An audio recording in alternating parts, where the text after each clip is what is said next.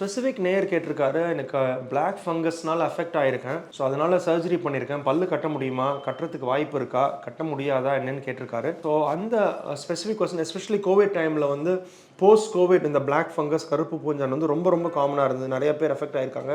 ரொம்ப கிரிட்டிக்கல் ஸ்டேஜுக்கும் போயிருக்காங்க. நிறையா அட்வான்ஸ் சர்ஜரிலாம் அந்த டயத்தில் பண்ணியிருக்காங்க. ஸோ அதை பற்றி நம்ம இந்த வீடியோவில் பார்க்கலாம். டூத் ரீப்ளேஸ்மெண்ட் பற்றி பார்க்கலாம். வணக்கம், என் பேர் டாக்டர் அருண். போல்ஸ் பல் மருத்துவமனை, சென்னை ராஜா அண்ணாமலைபுரத்தில் 2001 நடத்திட்டு இருக்கோம். இந்த சேனல் இன்னும் சப்ஸ்கிரைப் பண்ணலைன்னா அவசியம் சேனலை சப்ஸ்கிரைப் பண்ணுங்கள். போல்ஸ் இண்டஸ்ட்ரி சேனலில் நிறைய videos dental health, dental awareness சம்மந்தமாக செஞ்சுட்ருக்கோம்.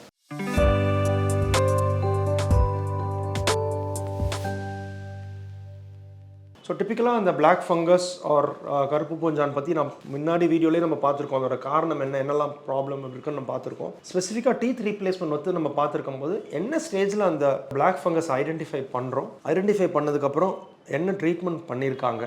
என்ன ட்ரீட்மெண்ட் யூஸ்வலாக எக்ஸ்டென்சிவ் சர்ஜரி தான் பண்ணணும். எந்த பகுதியெல்லாம் அஃபெக்ட் ஆகிருக்கோ, தாடை பகுதி, பற்கள் இல்லாமல் தாடையும் அஃபெக்ட் ஆகும். ஸோ தாடை எலும்பு அஃபெக்ட் ஆகும். ஸோ அந்த தாடை பகுதி எந்தெல்லாம் அஃபெக்ட் ஆயிருந்தோ அந்த பகுதியை வந்து ரிமூவ் பண்ணியிருப்பாங்க. ஸோ டிப்பிக்கலாக வந்து நம்ம பல்லு கட்டுறதா இருந்ததுன்னா அந்த உள்ளுக்குள்ள சதையோ எலும்பு சப்போர்ட்டோ இருக்காது கட்டுறதுக்கு. டென்டல் இம்ப்ளான்ட் போடுறதா இருந்ததுன்னா மேக்ஸில்லாவில் வந்து நமக்கு வந்து இம்ப்ளான்ட் போடுறதுக்கான வாய்ப்பு இருக்காது. ஸோ இதோட எக்ஸ்டென்ஷன் பொறுத்து தான் ட்ரீட்மெண்ட் வந்து நம்மளால டிசைட் பண்ண முடியும். ஸோ மீதி உள்ள எலும்பு எவ்வளோ தூரம் எக்ஸ்டென்ஷன் இருக்குது அப்படின்னு தான் நம்ம வந்து ஃபஸ்ட்டு நம்ம புரிஞ்சுக்கணும். ஸோ எக்ஸ்டென்சிவாக சர்ஜரி பண்ணியிருக்கும் போது ரீப்ளேஸ்மெண்ட் பண்ணுறதும் கஷ்டம். ஸோ அந்த நேரத்தில் என்ன யூஸ்வலாக பண்ணுவோன்னா, எதர் அந்த ஜைகோமா எலும்பு கொஞ்சம் நல்லா இருந்ததுன்னா ஜைகோமாவில் இம்ப்ளான்ட் போட்டு ஒரு அளவுக்கு பல்லு கட்ட முடியும். வேறு சில பகுதியில் மேக்ஸில்லால் ஒரு சைடு மட்டும்தான் அஃபெக்ட் ஆகிருக்கு, இன்னொரு சைடு அஃபெக்ட் ஆகலை, அது யூனிலேட்ரலாக அஃபெக்ட் ஆகிருக்கு அப்படின்னா அந்த ஒரு சைட் சப்போர்ட் எடுத்து பேஷண்ட் ஸ்பெசிஃபிக் இம்ப்ளான்ட்ஸ்னு பேர், அந்த பேஷண்ட்டுக்கு ஸ்பெசிஃபிக்காக இம்ப்ளான்ட் செஞ்சு அந்த எலும்பில் பொறுத்துற மாதிரி பண்ணி ட்ரீட்மெண்ட் பண்ண முடியும். ரெண்டாவது பார்த்தீங்கன்னா டிப்பிக்கலாக வந்து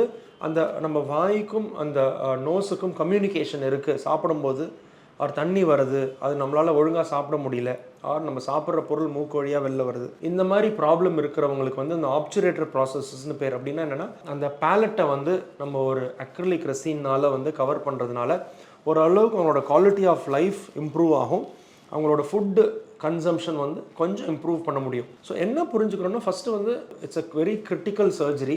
அந்த சர்ஜரி பண்ணி அதுலேருந்து ரெக்கவர் ஆகிருக்காங்க. ஸோ டீத் ரீப்ளேஸ்மெண்ட் வந்து அந்த எக்ஸ்டென்ட் ஆஃப் இன்ஃபெக்ஷன் எவ்வளோ தூரம் எக்ஸ்டென்டாக இருக்குது, அதுக்கு பண்ண சர்ஜரியோட எக்ஸ்டென்ஷன் எவ்வளோ, மீதமுள்ள எலும்பு எவ்வளோ, அந்த மீதமுள்ள எலும்பில் என்ன மாதிரி ட்ரீட்மெண்ட் பண்ணி செய்ய முடியும். ஒரு பர்டிகுலர் ட்ரீட்மெண்ட் எல்லாருக்கும் அப்ளை ஆகுமா அப்படின்னா பர்டிகுலர் ட்ரீட்மெண்ட் எல்லாருக்கும் அப்ளை ஆகாது.